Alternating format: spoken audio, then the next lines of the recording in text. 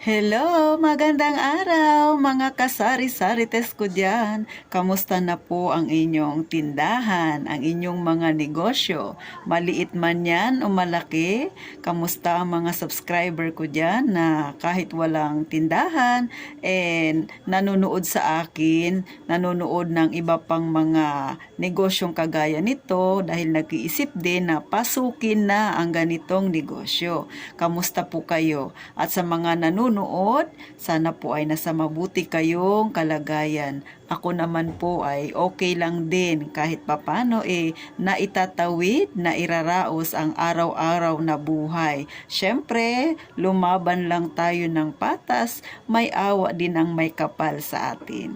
So ngayon, mga kasari, itatapik natin, ito ay totoong buhay, ito ang realidad natin. Kayo ba na mga subscriber ko na may mga tindahan, na mga kagaya ko, at kahit na wala pang tindahan, dumating na ba kayo sa point na parang gusto nyo nang bumitaw dahil sa dami ng problema? O kung may tindahan ka, gusto mo nang i-give up dahil syempre, aalog-alog na ang iyong tindahan dahil dyan mo kinukuha. Kagaya sa akin, dito ko kinukuha lahat ng aking pangangailangan sa aking tindahan. So, na-experience nyo na ba yan? Ako, sa totoo lang, na-experience ko na po yan. Yung talagang nakakapatong-patong na ang iyong utang. Tapos marami ka pang bayarin, o 'di ba? Pero ng mga panahon na yan, na-experience ko yan nung ako ay nagtatrabaho pa. Pero nitong nagkatindahan na ako, hindi naman sabing hindi ko na yan na-experience. Na-experience ko rin yan pero hindi nga lang ganun kalala kumpara sa nung nagtatrabaho pa ako. Sa totoo lang, kagaya sa akin dito ko lahat kinukuha sa tindahan ko. Pambayad ng tubig, ilaw, ang wifi, tapos yung anak ko pa ng mga panahon na yon na na-experience ko yung down talaga nag-a-apply ng trabaho. So dito ko lahat kinukuha. Ang aking tindahan ay maliit lang naman. So syempre kapag maliit ang iyong tindahan, paikot-ikot lang din ang iyong puhunan. So talagang ang laki talaga ng nakuhang pera dito sa tindahan. Kaya nakita ko ang aking tindahan ay nag-uumpisa ng umalog-alog. Yun yung mga time na parang gusto ko nang bumitaw, parang gusto ko nang tigilan ng pagninegosyo at naisip ko na bumalik na lang kaya ako sa dati kong trabaho, which is dati po akong security guard.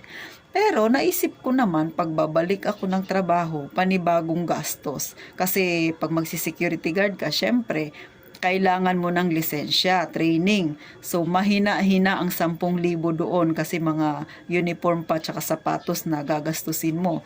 Kasama yun doon. Kaya, napag-isipan ko na nandito na lang din ako, ituloy ko na. Pero syempre, bago ko yun naisip, nagmuni-muni pa ako ng pagkahaba-habang oras, di ba? Parang mga 3 araw kong pinag-isipan yun. Kasi talagang nakita ko yung aking tindahan medyo umaalog-alog na. Tapos para na akong tinatamad magbukas ng tindahan kasi nga nakikita ko ang laki-laki na ng pera na nabawas sa tindahan ko. Naisip ko, kaya ko pa ba ito na palaguin ulit? Kaya ko pa ba na ituloy ang laban ng tindahan ko? O bibitaw na ako? Kasi nga, syempre, ang mga nagninegosyo, hindi ganitong klaseng negosyo ang nakikita nila. Lalo na nung nag-umpisa ako, hindi yun ang napipicture ko sa aking negosyo, kundi umaangat. Hindi ko naisip na may mga time pala talaga na dumarating ang mga ganitong pagsubok, yung ups and down, talagang darating yan sa mga kagaya nating mga negosyante. So, wala naman akong mahihinga ng tulong, walang magpapalakas sa akin, walang magmo-motivate sa akin, o di ba?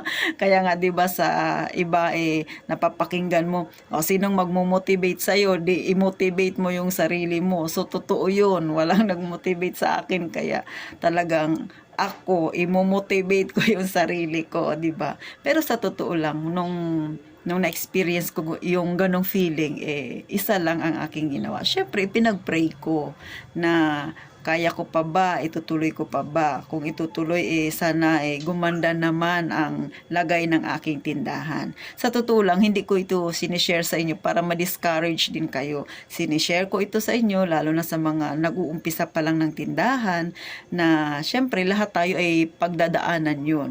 Pero, kailangan tatagan natin ang ating kalooban. Wala namang negosyante na lumaki ang negosyo na hindi nila yan pinagdaanan, di ba? Talagang pagdadaanan mo yan, ang lahat ng mga yan, yung mga sacrifices na gagawin mo, ay makikita mo yan, at saka mararamdaman mo yan. Pero, kapag nalampasan mo yan, ay masarap sa pakiramdam. So, ako masasabi ko na nalampasan ko yun. Minsan, merong time talaga, di ba?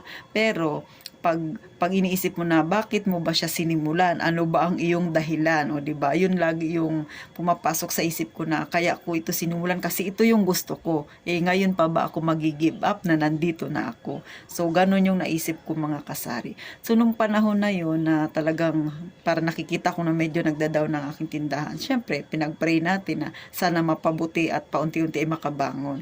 So yun po ang aking ginawa. Naitopic ko na ito na pagka medyo ganon yung tindahan mo o kaya ay magdadagdag ka ng panibagong puhunan, saan ka ba kakapit, mag-iipon ka ba o manghihiram. So ako, kumapit ako doon sa nanghiram ako ng puhunan. Actually, hindi naman siya hiram, kundi nagsanla ako sa mga datihan ko ng subscriber dyan. May nai-upload na po akong video na syempre yung about sa investment. So isa sa naging investment ko is alahas. So dahil may investment na ako na alahas, so yun ang naging way ko, nagsanla ako ng konti, tapos yun ang aking idinagdag sa aking tindahan. Tapos paunti-unti naman natutugunan ko hanggang sa nakuha ko na rin yung alahas na yun. So ibig sabihin, tama yung naging desisyon ko. Kasi nga po, mga kasari, kapag ako ay hihiram ng pera sa labas, malaki po ang porsyento. Pinakamababa ang 10% pag sa tao ka hihiram. Ako, meron akong na-invest na gamit, alahas, which is kung isasanla ko siya, is 3% lang ang tubo. So, napakaliit kumpara mo sa tao ka manghihiram. So, yun ang ginamit ko na pamamaraan. Nagsanla ako ng aking alahas, tapos dinagdag ko dito sa aking tindahan. At so far naman, natubos ko na yung mga alahas ko. O, diba? Tapos, eto, nakikita niyo, di ba, yung likod ko, ayan, yan na yung narating ko. Siguro nangyari yun, mga 1 taon na rin ang nakalipas, mga kasari. So sa 1 taon na yan, yan na siya, yan na yung naging bunga niya. Medyo gumanda na ang itsura ng aking tindahan. So masasabi ko talaga na lahat ng may mga negosyo, inapagdadaanan niyang ups and down na yan. So wag lang kayong tumigil sa pangangarap ninyo na sana umangat din ang inyong negosyo. At saka kapag nagkaroon kayo ng chance na mapaayos na muli ang inyong negosyo, kailangan ayusin na ang paghawak ng pera. Hindi ko ina-advise, mga kasari, na gayahin ninyo ako. Ang akin lang ay ipinapakita ko lang sa inyo yung aking desisyon na ginawa, which is naging tama. Para sa akin tama kaysa sa humiram ako ng pera sa tao kasi 10%, di ba? Kung magsasanla ako, 3% lang. Then pagka nag-renew ako ng aking alahas, pwede kong bayaran yung tubo at pwede akong magbawas. Para sa susunod na renew ko, mas maliit na yung tubo, maliit na kasi nabawasan ko na yung puhunan. So kasi yun po yung alam kong, yun yung nalalaman kong paraan para muli ay magkalaman ng aking tindahan. Ito po ay personal kong experience na sinishare ko sa inyo. Kasi syempre, walang makakapagsabing tindahan na hindi nila naranasan ang ups and down na yan, na yung tindahan ay lumago, na hindi nila naranasan. Walang ganon, walang makakapagsabi ng ganon. Kasi kahit ang mga malalaking negosyante, nararanasan din ng ups and down. Kasi ang negosyo ay ganon. May time na maganda ang benta, may time na hindi talaga kagandahan. Kahit ngayon naman, lalo na syempre mahirap ang ating buhay. Ako hanggang ngayon, may time na maganda po yung benta. Kunwari, sa loob ng 1 linggo, dire-diretso yan, maganda ang benta. Tapos sa susunod linggo, biglang may oops. Namomonitor ko siya, mga kasari, kasi ako ay araw-araw kong nililista ang aking mga benta, yung benta ko sa buong maghapon. So may notebook akong ganun. Araw-araw yan ay sinusulat ko kada gabi kung magkano ang aking napagbentahan sa buong maghapon. So kinabukasan ganun ulit. So mayroon akong maliit na logbook. Simula nang ako ay nagtinda, sinusulat ko na yan yung benta ko araw-araw. Kaya nakikita ko kung anong buwan yung medyo may ups, may down, ganun mga kasari ha. Hindi ko lang alam sa mga iba dyan kung ganun din ang ginagawa nila. Pero ako ganun, minomonitor ko yung linggo ko. Nakikita ko, itong buwan na to medyo down ako dito Pero sa totoo lang mga kasari, nakikita ko hindi naman lumalayo yung aking benta kada buwan. May time lang talaga na medyo mahina ang benta. Pero pag sa susunod na araw, minsan bumabawi siya at saka mas malaki pa. Kumbaga yung nawala sa'yo parang mas tinatapatan niya, mas lalaki yung benta mo sa susunod na araw. So parang ganun lang, equal pa rin siya mga kasari. Yun ay personal kong experience hindi ko alam sa iba. So kaya kayo na mga nag-iisip dyan na tumigil na ng pagtitindahan kasi nagkaroon na ng problema, pag-isipan mo ng maigi. Nandyan na kayo, di ba? Tsaka na-try nyo na, namuhuna na kayo, nagpagod na kayo. Isipin nyo na lang yung pagod na inyong puhunan, di ba? Hindi lang basta puhunan na pera, kundi puhunan na pagod at saka sakripisyo ninyo. Sa totoo lang, ang pagtitindahan napakapagod talaga. Magigising ka ng madaling araw, matutulog ka ng gabi, yung iba hating gabi pa. Tsaka ito mga kasari, ang aking sinishare sa inyo ay experience ko talaga. At saka yung aking tindahan mga kasari ay wala po akong alak na binibenta kasi ako po ay Iglesia ni Cristo. So bawal sa amin ang alak. So wala akong tinitinda noon. Pero syempre yun ang kaibahan ko dito sa mga tindahan dito sa amin kasi ako tinatapat ko sila, wala akong alak. So maswerte yung mga katabi ko kasi hindi nila ako kakumpetensya sa alak. Syempre may iba-iba naman tayong diskarte. Pero syempre meron din akong paninda na wala sila, di ba? Katulad ng siomay. So ganun, parang bigayan din dito sa amin. Hindi naman sila nagtitinda ng siomay kasi ako ang nagtitinda. So maliban sa magkakaparehas kami ng mga paninda, may mga paninda rin kami na magkakaiba. Yun ang kagandahan dito sa amin. So paano mga kasari?